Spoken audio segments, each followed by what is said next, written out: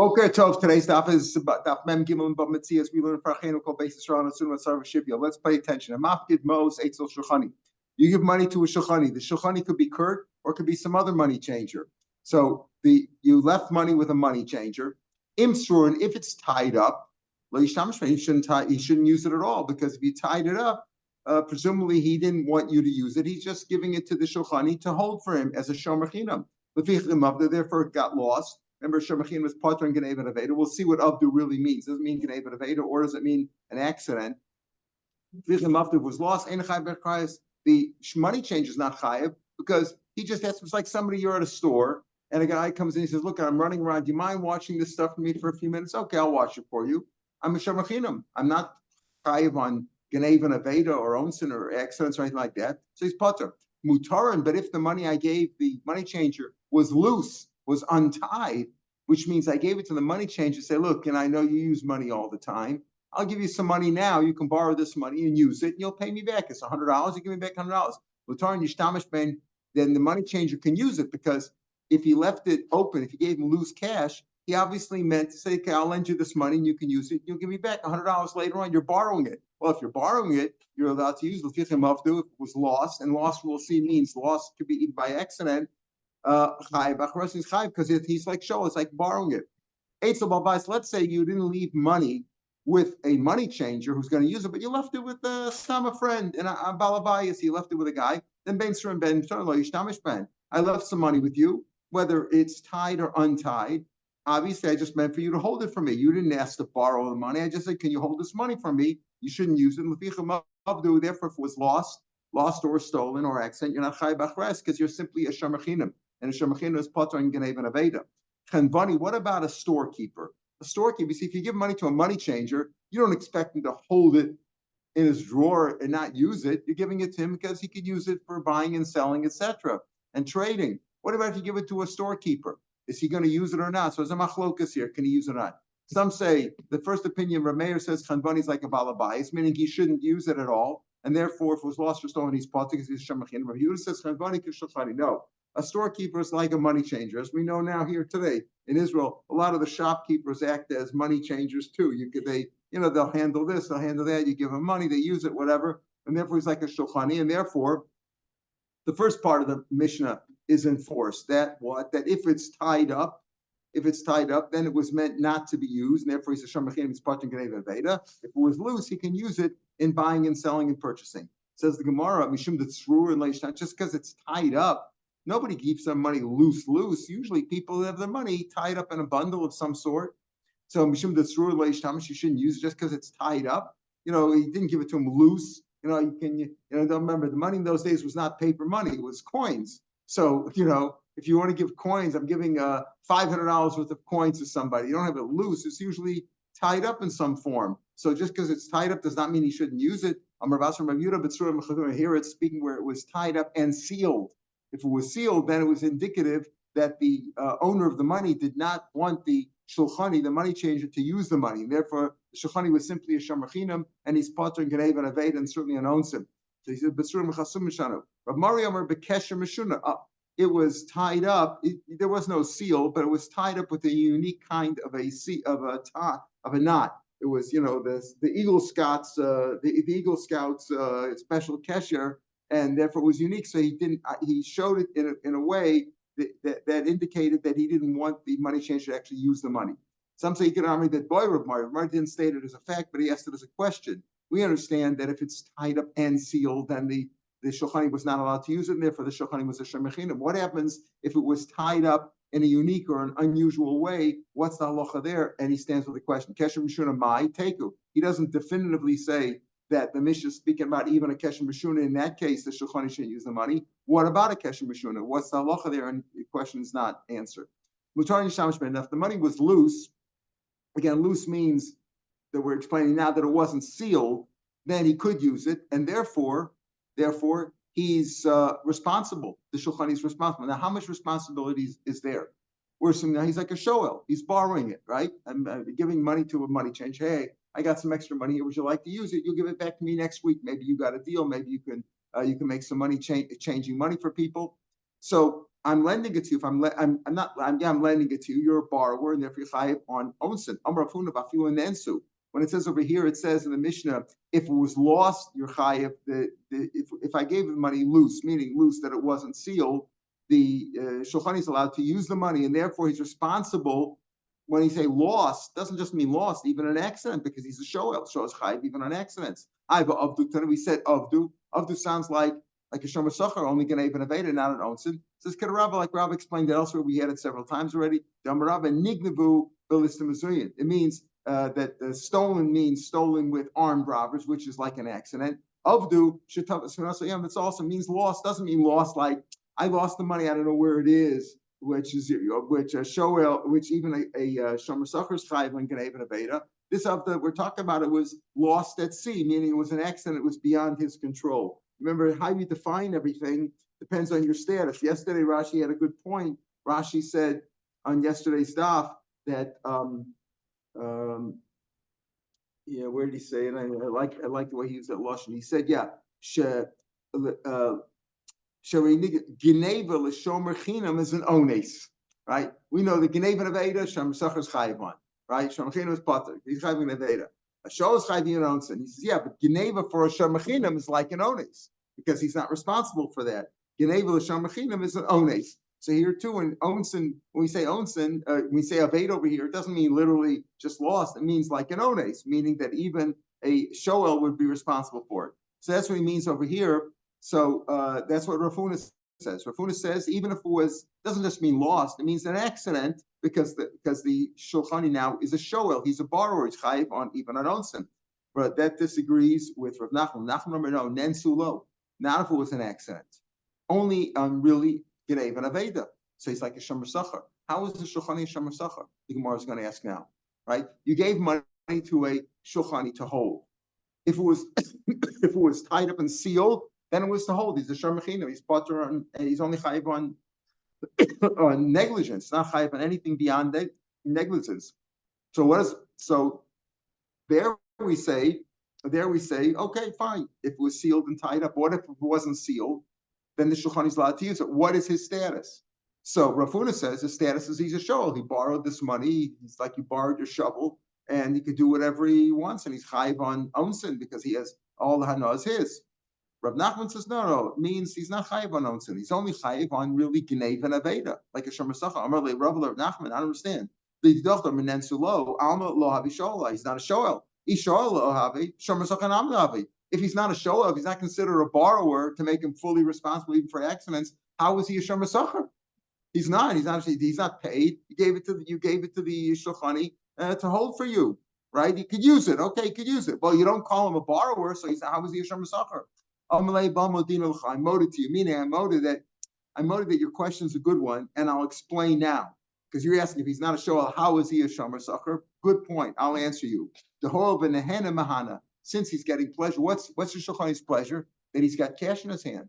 A guy comes over to him. He had $25 in the till before, and a guy comes over to him and says, "Can you change $500 for me into pounds or whatever or sterling, whatever it was? Can you change that? Oh, now that you gave me that money, I can make a deal. I can make a few agorot on the exchange. Since I'm getting pleasure, I'm giving you pleasure." Meaning, goes on, with the pleasure that the shulchani gets. Listen to this, that he gets, that if a deal comes along in which he needs cash, he has the cash handy. This beiravcha. If a deal, if a deal comes along, this beiravcha that has some profit in it. Zavanbu, with that money that this person gave the shulchani, he can make some money, because if you have cash, you can use it for something. Avilah shomer sacher. He's willing to be a shomer sacher. In other words, how is he paid? He's paid.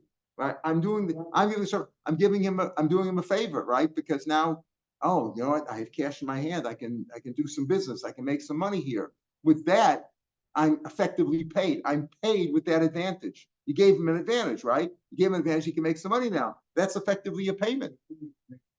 Okay, even if he didn't make the money yet, but with the pleasure that he has in his mind, right? You go into a market to pay. If you have no cash in your pocket, you can't do any business. If somebody gave you $1,000 to use, you'll give them back the $1,000, but you have pleasure now because you know that you could make money.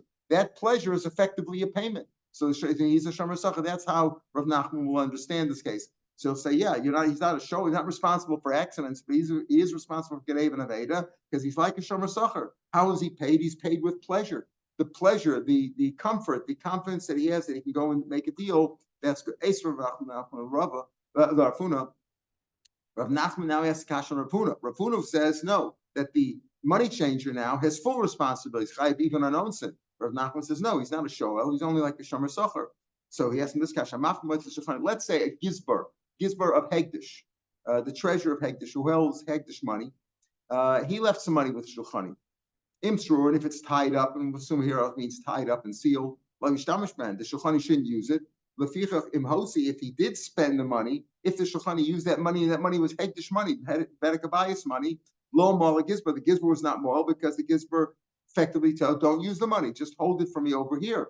Don't use it. So if he used it, who's moel? The Shulchani is moel. He's moel behegdish. Okay, he did it without, maybe he didn't know it was Hegdish money, whatever, but the gizbar who gave him money is not moel. Imutarn, if the money was loose, meaning it wasn't sealed, Yishtamish money is allowed to use it.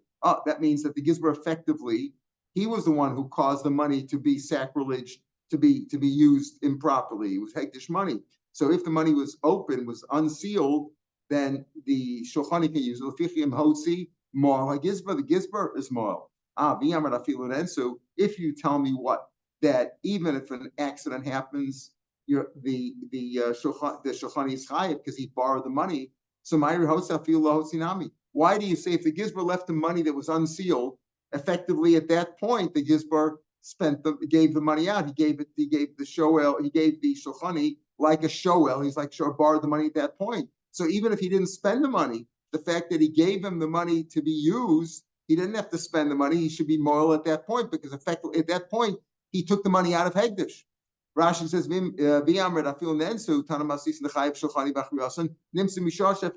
soon as the gizbar of Hegdish gave the money to the Shulchani,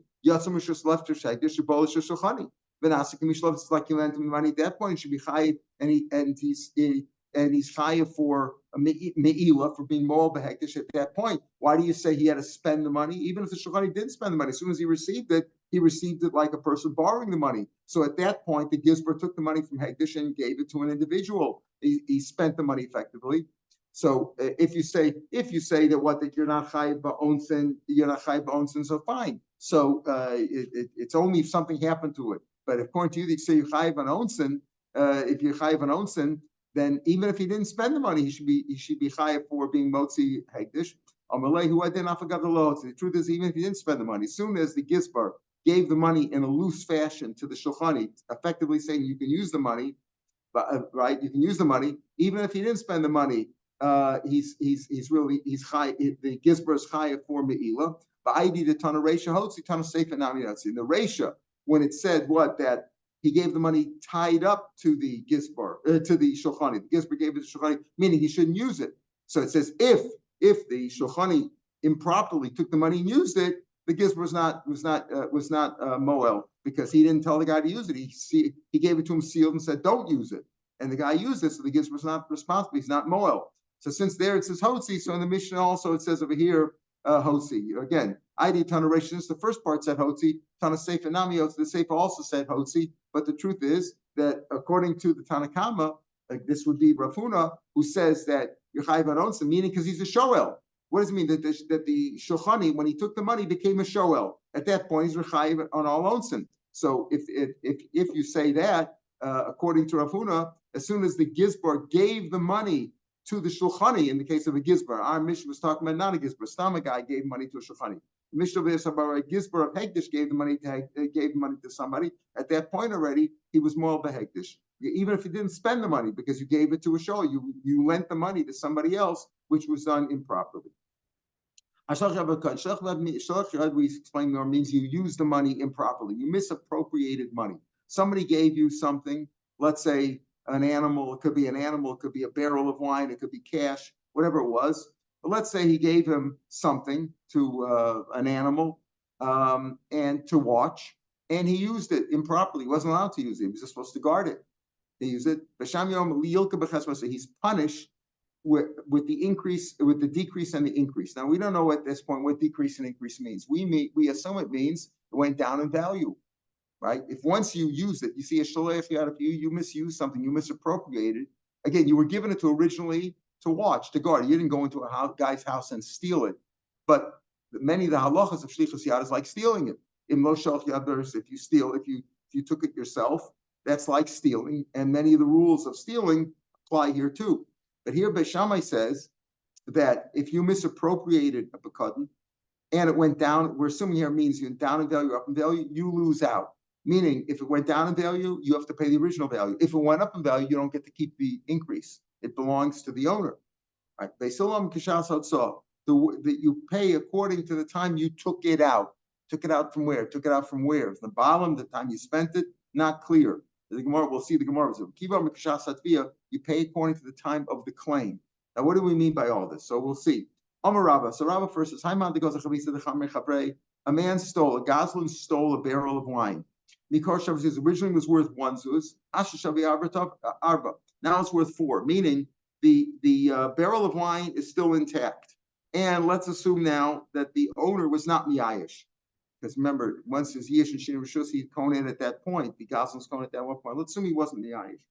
So he stole a barrel of wine. It was originally worth a zuz. Now, in the Goslin's possession, it went up in value. Like right before Pesach, the prices increased, etc. Right? So Hashish Abiyarba zuz. Tavra, if the Goslin broke it, Oshasi or drank up the wine, Mishal Mab's got to pay 4. Why? Because it's considered, as we'll see, he stole it right now. There was no Yish and Shin Rishus, so it was owned. Really belonged to the owner. When did he steal it? When he broke it or drank it. He has to pay at that point. He pays for it. Let's say it broke by itself. He stole it. He had it in his house, in a storeroom or whatever, and it broke by itself. Misham says he pays this because that's he's chayav for when he took it. When he took it was worth 1 zuz. My time, what's the reason? He explains, like I just said, even the Isa Hadomara. Remember, if you steal something, if it goes up or down in value, but you have the original item intact, just give it back and say, give it back to you. But if it would be here right now, Bena, Ayishat at that time, the Kashasila or the Katavila Kagosla. If he would have it, if he would have the barrel of wine intact, he would give it at that time, right? Hadlamar Bena could just give it back. Ayishat the Kashasila. So when did he steal it? The time that he drank it or broke it. That's when he stole it. Tanan Kol goes on Sham Chasik Zela. So the Shasik Zela over here is when he stole, when he broke it, or when he drank it. Okay, Pesach Zela. It remela, but if he broke by itself, Misham Zuzah, my time, he didn't do anything. Why are you chayiv? So why are you chayiv? Why are you holding responsible? Ayishat the Gosel at the time that he took it. At that time, Ayishat the Zuzah Rishabak. That's what Rabbah says. And apparently we're not arguing with Rabbah. In other words, he says if the item is intact, you return it. Everybody agrees. The item called Gazam Sham Kaseo. The problem is when he stole something and you don't have it anymore. We learned before. Remember, if you steal a piece of wood and you built it into a desk, you're kohen at that pay. You pay Shasik Zayla the time you stole it, right? That's when you made a shinui in it, that it's you acquired it, and as soon as you started to make a shinui, so you pay the way it was worth originally. So here too, you pay it was worth originally. It was worth originally a zuz. If you didn't touch it, you didn't do anything to it. It broke by itself or something happened to it, you paid Shasik Zayla. If you broke it or you drank it, you caused it loss, that's when you stole it. And when you stole it, you look at what it's worth. Okay, now we're going to ask a kasha from our Mishnah. Our Mishnah says, Tanan. Now notice, Rabbah's talking about a Goslin. Our Mishnah is talking about not exactly a Goslin, we're talking about a Shaleach Yad, which is like a Goslin. But originally it came into your hands, you were entitled to, you were a guard. Tanan, they still omrim, Kasha Sotzah. You pay according to the time it went out. You took it out. What do we mean? The time you destroyed it. What? What do you mean? You pay the time you destroyed it? It went down in value, and you pay according to the time you destroyed it, meaning you gain. When you stole it, it was worth a zuz. Now it's worth a half a zuz, and you only have to pay that niklaman amar. Would anybody say that if it went down in value, and that's when you destroyed it, you would have to pay only the lower amount? We just quoted. You pay according to the time you stole it. If you say, well, if it went up in value and then you destroyed it, you only have to pay according to the time that you destroyed it. So if it's up in value, you have to pay the higher price. So that's what Beis Shammai said. Beis Shammai says you're punished according to the lesser amount or the higher amount. Again, the decrease or the increase. So if it increased, if it said you pay according to the increase, you destroyed it after it increased in value. Beis Shammai said you pay the Goslin has to pay or the Sholech Yad has to pay the higher value. So what do you mean, Beis Shammai? If that's what Beis Hillel means, that you pay the higher value when it went up in value, that's the same as Beis Shammai. It doesn't mean the time you took it out of the world, the time you broke it or destroyed it. It means that the time that you took it out means you took the time you stole it. So if that's the case, so what's saying? So what are you saying here? That Beis Hillel says if it went up in value, you only have to pay the time you stole it, meaning like it was worth 1 zuz, right? Beis Shammai says no, you pay according to the higher value. So if that's the case, Rabbah's going like Beis Shammai. Rabbah, who said you stole a barrel of wine worth 1 zuz, it went up in value to 4, and then you broke it, you pay 4 because that's when you stole it. That's what Beis Shammai says. You pay the higher value. So you're going to say that Rabbah goes like Beis Shammai? We always have that problem. Whenever an Amora goes like Beis Shammai, we say, would you say that? We pass on Beis Hillel. Lema Rabbah Damar Beis Shammai. Rabbah will say no. Everybody agrees that if it went up in value, Rabbah, who says it went up in value and then you broke it, you pay the higher value. Everybody agrees with me about that. He went down in value. So if it went down in value, what we said, you got to pay the value it was when you stole it. But over here we're talking about shlichus yad. We're not talking about stealing, right? Our mission is talking about shlichus yad. I received it. I was allowed to guard it. Then I used it. I misappropriated. Your sholech yad, as soon, it doesn't need to be. No damage has to be done. Your sholech yad, as soon as you took it, your sholech yad, your chayav. So when it went down in value, again, you stole it in our Mishnah. You misappropriated it. You had it originally, and then you used it improperly, illegally, and it went down in value. Yes, but as soon as you took it, even before any damage was done, you're chayav from that point on. Now it went down in value. Went down in value in your house, in your possession, not the way it was when you got it. So you're responsible. It's not a shlichus yad until you actually damage it. So if you didn't damage it yet, it's who owns it. So it's still owned by the owner. When it went down in value, went down in the possession of the owner. And therefore you only have to pay the value of at the time that you damaged it. At the time you broke it, at that time it was only worth a half. Even though when it was given to you to guard, it was worth more. Yes, but it went down in value in the rishus of the original owner, even though you started to use it, but the damage was only caused later on. So if that's the case, okay, you could say that. When is shlichus yad? When is it chal? When you damaged it or before you damaged it? Beis Hillel apparently says that it's only when you damage it. So until you damage it, it belongs to the owner. If it went down in value, it's the owner's loss, not yours. Rabba says shlichus yad ain't shlichus chasar. We had this before a few days ago. Shlichus yad does not need to be damaged. So if that's the case, Rabba goes like Beis Shammai. You're saying that Beis Shammai says shlichus yad, you're chayav for misappropriating it as soon as you use it, even if you didn't damage it yet. Beis Hillel says only if you damage it. Until you damage it, you're not chayav for shlichus yad. So if that's the case, Rabba, who says shlichus yad does not need goes like Beis Shammai, not like Beis Hillel.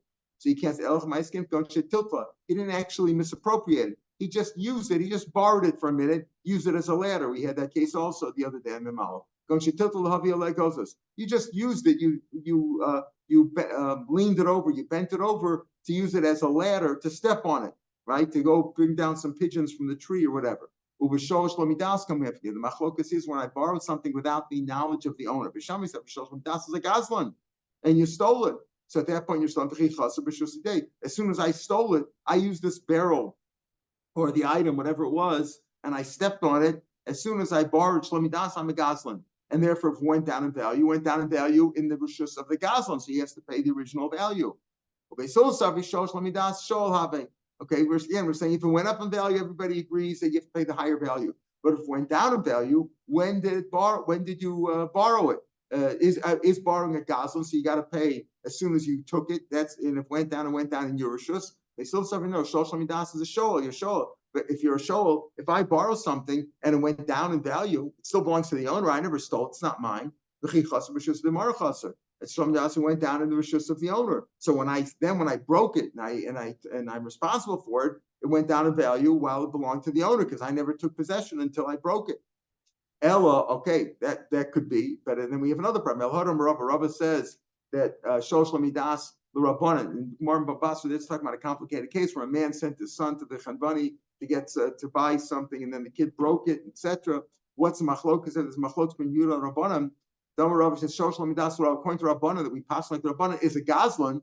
Well, if that's the case, also blame Rav like B'Shamai, because you're saying over here that the machlok is B'Shamai says shosh lamidas is a gazlan.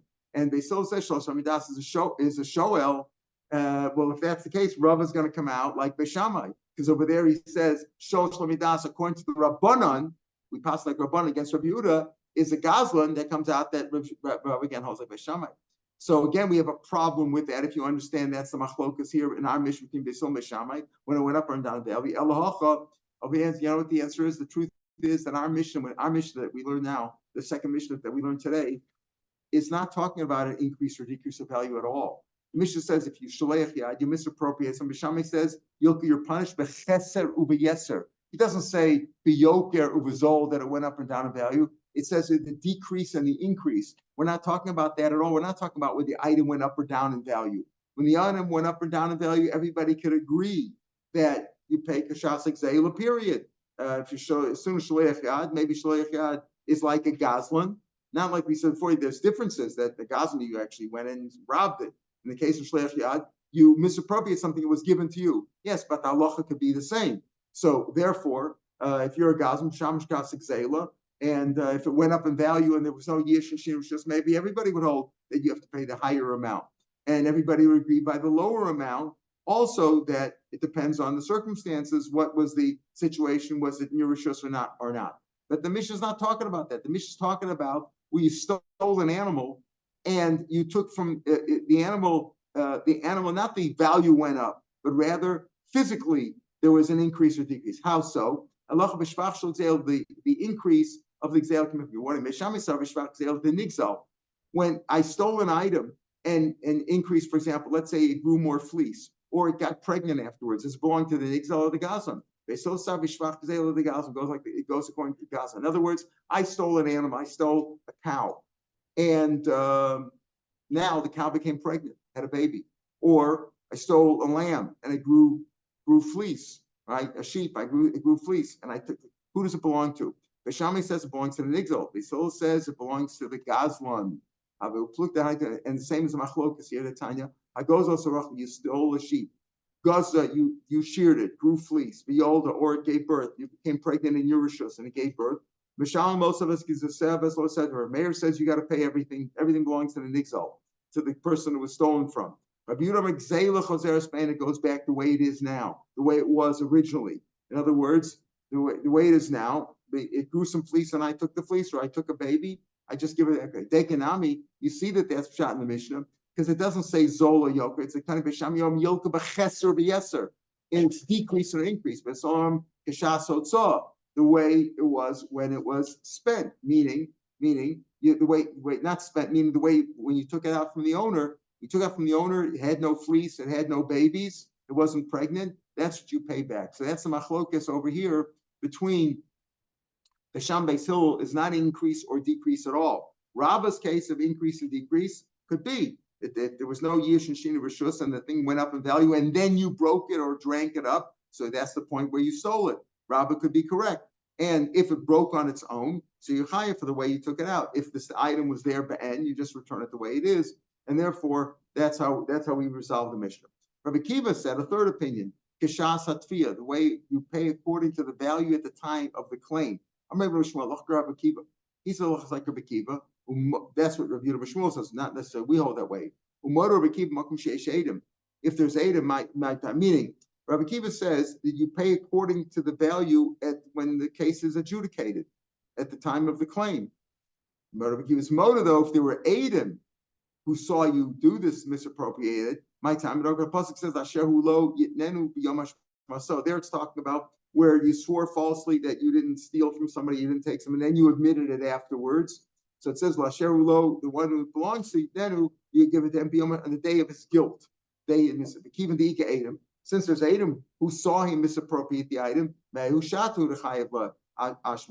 for his guilt at that point. In other words, when a person admits of his own, then he's chayiv to pay plus 25% plus the brings a carbon, because he's chayiv then when he's moda. But if there's Adam who saw it, so that's when he's chayiv. So even though Rav Akiva says that you pay according to the time of the claim, not according to the time of when it broke or the time you took it, whatever, but at the time of the claim, that's a little bit far out. Like him, Rav Akiva's moda. If there were Adam, you pay according to the time that you took his Adam who saw you take it. At that point, you are guilty. So he said to Rav Yehuda, same Shmuel, do you really say that? Allah is like Rav Akiva, okay? Not even that we're talking about the hold that Allah is like Rav Akiva. He's not disputing that. He's disputing that. He says Rav Akiva's moda in a case where there's Adam that you pay kashas zela the time that you took it. Is that really what you say? But we have Rabbi Yochanan saying that Rabbi Akiva would argue to feel when there's Adam. My time you have to pay back in the day that you're guilty. The Bezdin is what's mechayiv him. It's not his admission over here. The Adam saw it. That's not what's mechayiv him. They have to be adjudicated in court. At that point, that's when he's chayiv to pay. And what's the Yomashma? The day that Bezdin holds him chayiv. So the day of the claim, the day when it's adjudicated in court, and the mechayiv him pays according to the value that day. That's what Rabbi Akiva says. Well, Rabbi Yochanan says, in other words, Ravasi says in the name of Rabbi Yochanan that Rabbi Akiva disagreed and says you pay according to the date that it was that they found him guilty in court. You pay according to the value that day, even if there's Adam. So Rav Zera said to Rav Bar Papa, when you go up north, Akavasoma the Tzur, go around the ladder of Tzur. There's the height, the cliff of Tzur, the incline there. They go around there. And go visit Rabbi Yaakov Bar Idi, who was a student of Rabbi Yochanan. Uboyman, and ask him, Ishmila Rabbi Yochanan, did he hear from Rabbi Yochanan? Is Allah Rabbi Akiva or ain't Allah Rabbi Akiva? Did he go ask him this question? In other words, Ravasi said, Rav Oshia said to Rav Yehuda, you really say, Rabbi, do you really say that Rabbi Akiva's moda in a case where there were Adam? We have Rabbi Yochanan says that Rabbi Akiva disagreed even where there are Adam, you still go according to the time that it was claimed in court, according to the way the court adjudicated it, not before. But anyway, they have another story here. Rav Zera told Rav Papa, when you go up north, you go around and make a special trip, circumvent that place in order to go to visit Rabbi Yaakov Bar Idi, who was a student of Rabbi Yochanan, and ask him, did he hear from Rabbi Yochanan, is Allah Rabbi Akiva or ain't Allah Rabbi Akiva? Amalei, Hachi Rabbi Akiva, Allah Rabbi Akiva la'olam. So he went up there and he said, this is what Rabbi Yochanan said, that Allah Rabbi Akiva forever. Now, why lo? What do you mean la'olam? What do you mean that? Rav Ashi, Shalo told me, you shouldn't say, Hani milechad like Adam, that's only when there's no Adam. Abalechad ik Adam lo. In other words, where does Rabbi Akiva say that you go according to the court verdict? You go according to the value at the time of the court verdict only when there's no Adam, but when there are Adam, you don't. No, don't say that. Lo, no. Rather, Rabbi Akiva said the halacha is like the halacha is that you go according to the court date, even where there were Adam before. So he said that's what Rabbi Yochanan said, that halacha is like Rabbi Akiva, even in a case like that. Even in there. Inami, or maybe meant to say la'olam. Yes, halacha is like Rabbi Akiva here, but the inami, or maybe halacha is like Rabbi Akiva in an additional case. We had a case before when you stole something and you returned it. Do you have to return it with the owner's knowledge or not? According to Rabbi Shmuel, as long as you put it back where you took it from, even if you didn't let the owner know, that's considered a proper returning of the item. And if something happened to it subsequently, you're potter. Rabbi Akiva says no. If you took something, even if you put it back in its place, you're still chayiv unless you have to let the owner know that it was returned. So maybe the la'olam is coming to include that. Inami maybe in that case where you returned something to its spot, the itbar became broke and it broke afterwards. You're still the halacha like Rabbi Akiva that you're responsible because you didn't let the owner know that it was returned. Maybe that's what the la'olam was for. But that's fine as far as Rabbi Yochanan says, Rabbi Akiva, the go according to the verdict. Rabbi says, take a look at Rashi right before the Mishnah.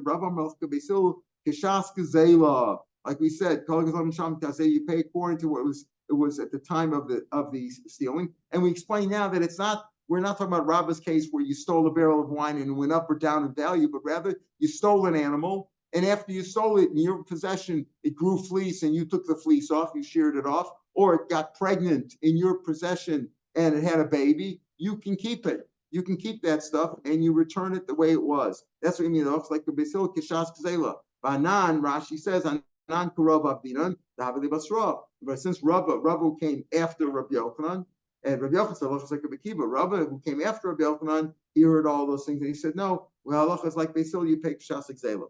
The Mishnah says, Achoshe, L'shalach Yad B'Kadm. Let's say, again, what does Shalach Yad mean? Shalach Yad means you misappropriated something. You stole it. The halacha is very much like stealing. You have to pay kafel, etc., if you denied it and all that. But it was given to you originally to guard, but then you stole it. You misappropriated, you used it. What about you didn't actually take it? You just thought about taking it. Beshami says you're chayav. Now, how do you know what his thought was? The answer is he told somebody, I'm going to use that stuff. He gave it to me to wash, but I'm actually going to use it. I'm going to take it to the game with me. I'm going to use it. The guy gave me a bat to watch for him, and I'm going to take it to the bat and use it. I'm going to take it to the game and use it. So he told somebody he's going to do that. Is he chayav from that point on? Beshami says yes. As soon as you thought that you're going to use it, as soon as you were planning to use it, you're chayav. If something happened to Basil says no. You're only chayav again, even on onsin, because it's like you stole it. You're chayav onsin only from the time you actually shnemar. Im lo shalach yadav. You didn't actually send your hand and take it from lechas re'eu with the work of your buddy, your friend, your colleague, right? You didn't actually take lechas re'eu. You took it. You didn't actually take it. Okay. Let's say a guy gave me a barrel of wine to watch, and I turned over. I didn't actually take it. I tipped the barrel over and I stole the revius of wine. I only have to pay for that. Then afterwards the barrel broke. I only have to pay for revius. But if I lifted it up, I made a kinyan, the notalim, and I took some revius. In other words, you only chayiv shlichas yad when he actually picked it up. You made a sort of a kinyan. So if I just leaned over the barrel and took a revius, I'm only chayiv revius, even if the barrel subsequently broke, because I wasn't sholech yad. Sholech yad means, according to Beis Hillel, not that I thought about it, I actually had to take it, and I actually have to lift it up and make a kinyan. Again, it's misappropriating. The owner didn't want to give it to me, but that's called shlichas yad. I made a kinyan in it. Then I'm chayiv, even if I took the same revius. At the end, I only stole the revius of wine, but once I lifted it up, I'm chayiv like onsin. I'm responsible for it because I was sholech yad. At that point, I stole it. So if something happened to it, I'm responsible. All right, we'll pick up from the Gemara tomorrow. Have a good day.